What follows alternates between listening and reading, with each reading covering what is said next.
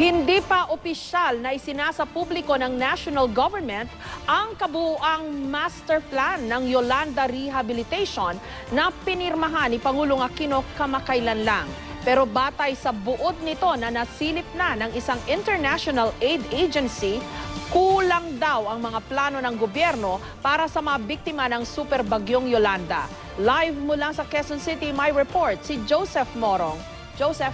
Jessica, ang pangunahing hinahanap ng grupong Oxfam, nasaan daw yung mga probisyon para sa mga permanente na mga evacuation center batay doon sa CRRP o Comprehensive Rehabilitation and Recovery Plan ng gobyerno. Pero pagtatanggol ng OPAR ay yun daw namang ibang mga LGU, ang sabi ang gusto nila ay in-incorporate na lamang yung mga evacuation sites at ginawa itong mga paaralan. 8,000 pahina ang Yolanda Comprehensive Rehabilitation and Recovery Plan o CRRP, ang master plan ng gobyerno para sa pagbangon ng mga nasalanta ng bagyong Yolanda. Oktubre nang pirmahan ito ng Pangulo. Ang budget, 167.86 billion piso hanggang taong 2016 o bago bumaba sa pwesto si Pangulong Aquino. Pinakamalaki ang gugugulin sa resettlement ng mga nasalanta, 75.6 billion pesos. Kasunod ang gastos para sa pagtatayo at pagkukumpuni ng mga infrastruktura, 35.1 billion pesos. 30.6 billion pesos naman ang nakalaan para sa mga livelihood project at 26.4 billion pesos para sa mga social services. Sa memong inapruwahan ng Pangulo, nakalista ang mga klase ng mga proyektong pupondohan. Ang 5 pinakamalalaking pagkagastusan ay ang pagtatayo ng mga permanenteng housing units, emergency shelter assistance, pagpapatayo at rehabilitasyon ng mga classroom at pagkukumpuni ng kuryente.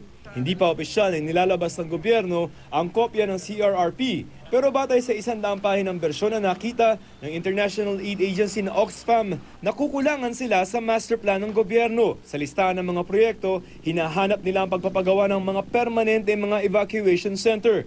Ito raw kasi ang tanong din ng ilang mga lokal na opisyal na nakausap nila sa Samar. Sabi ng Oxfam, bahagi raw dapat ng pagbangon ang masigurong handari ng mga komunidad sa susunod na mga kalamidad. As part of recovery efforts, we really want and need to see that disaster risk reduction with an emphasis on that preparedness, prevention, and mitigation. Pero sagot ng Office of the Presidential Assistant on Rehabilitation and Recovery, may mga ipapatayo silang eskwelahan na pwede magsilbing evacuation center kung kinakailangan. May mga local government units na in-incorporate nila yung paggawa ng mga evacuation sites. Basically, dun sa mga civic centers, yung iba naman sa school, yung mga pinuntahan namin school buildings, instead of just bungalow like they were before nung nasira sila, kinonstruct sila na 2 stories para pagka umaha, pwedeng mag-evacuate dun sa second floor. Isa pang dapat madalin din daw ngayon, sabi ng Oxfam, ay ang pagbalik sa mga dating trabaho ng mga nasalanta ng bagyo tulad ng mga magniniyog na walang ibang inaasahan kundi ang mga nasirang niyugan. Tinatayang 33 milyong puno daw ng niyog ang pinadapa ni Yolanda ayon sa Oxfam batay sa datos ng Philippine Coconut Authority Region 8. For many of the households that were then affected by the typhoon, they have no cushion of savings and they have no capacity to really get through this period of several months without an income. Pero ayon mismo sa Pangulo, ginagawa naman daw ito ng paraan. Sa larangan ng kabuhayan po, 16 milyong puno ng nyog ang tuluyang napinsala ni Yolanda. Siguro naman po ay malinaw na sa lahat na hindi biro pati pagkiklear ng mga trosong to para matamnan na ulit, para malagyan ng tinatawag nating intercrops. Sabi ng OPAR, tinutulungan naman daw ang mga magniniyog na magsanay sa ibang pagkakakitaan at may mga lupang nataniman na ulit ng mga niyog. Jessica, ngayong 2014, ayon sa DBM ay nakapaglabas na sila ng 52 billion pesos. Next year, 2015, ay tinatayang maglalabas sila ng 80.31 billion at sa 2016 naman ay 38.93 billion para doon sa rehabilitation plan, Jessica. Itong rehabilitation plan na ito, Joseph, yung inirereklamo ni Mayor Romualdez na hindi man lang sila nakatanggap ng kopya. Mabuti pa pala itong mga tiga Oxfam, isang NGO, nasilip na nila itong kopya nila. Itong kopya. Yeah, because yung Oxfam nakikipagtulungan din naman sa gobyerno. So nagkaroon sila ng pagkakataon to get a copy of the 100-page. Remember that yung CRRP ay 8,000 page yan.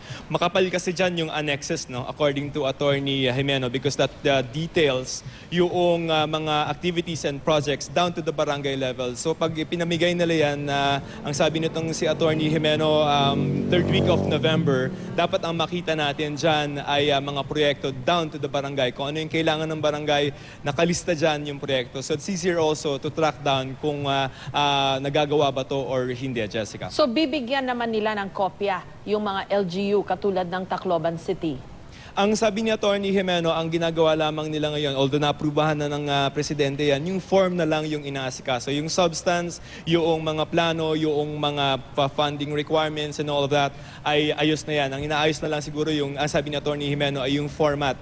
Yung para maganda sigurong basahin. No? This is an 8,000-page document, Jessica. Okay. Joseph, sa pagkakatanda ko dun sa mga interview na nagawa natin sa Tacloban and other areas, no, ang nagiging problema yung identification ng lote natatayuan ng permanent shelter. Pero yun nga lang, isang taon na rin kasi ang nakalilipas, ang tinatanong ng mga nakatira pa rin sa tent, kailan ba sila ililipat? Yung mga bumalik sa no-build zones. Sinasabi sa kanila, alam naman nila na delikado kaso wala naman silang choice. Yung mga nakatira naman sa mga temporary o yung tinatawag nilang transitional shelter, yung mga bunkhouse, sira-sira na rin yung ilan Tapos sila rin, gusto na nilang mapirme sana sa permanent na mga housing. Alam mo, yung sabi ng Oxfam, ang initial na assessment, no, na projection ng gobyerno ay yung mga nasa lanta ng bagyo mananatili doon sa mga temporary housing for 3 months or 6 months. Pero ang sabi ng Oxfam, that will take years. Ang sinasabi nila, on the first point, yung sa no-build zone, ang sinasabi ng Oxfam doon sa kanilang policy paper, medyo hindi malinaw kung paano ito i-operationalize. In idea, meron kang sinasabi na several meters from the sea. Pero pag may nakakausap sila on the ground, anong choice nila? Aalis kami doon sa tabing dagat kung saan kami kumukuha ng kabuhayan, aakit para maging ligtas sa mga sakuna. Aakit naman sila sa bundok na hindi sila sanay sa pagniniyog, magugutom naman sila. So that's really the choice that some of our mga kababayan have to make, na parang nandun sila sa sitwasyon na yon. So dapat sabi ng Oxfam, paano ba ito i-operationalize? Consider isasama sa consideration yung realities on the ground na itong mga kababayan dyan na naapektuhan, karamihan ay sanay syempre sa pangingisda, no? Tapos doon sa resettlement, ang pinakamalaking problema, notice that it has the biggest budget, no, in several billions, kasi yan bibili pa ng lupa yung gobyerno, and yung acquisition, even Oxfam admits, medyo mahabang proseso yan. So matatagalan talaga raw yung ating mga kababayan na manatili doon sa mga temporary housing, Jessica. Binanggit ba ng Oxfam kung balak nilang ipaalam officially and formally sa gobyerno itong kanilang observations para maging constructive at hindi lang ma-perceive to be criticism? Yung coordination naman, because they're also working in close coordination with the government. Even si Attorney Jimeno sinasabi naman na nakakatrabaho nila yung Oxfam on the ground. So open naman yung line of communication. When Oxfam has this kind of parang assessment na mga areas to improve on, I'm sure they're also communicating the same thing to the government, Jessica. Maraming salamat sa iyo, Joseph Morong.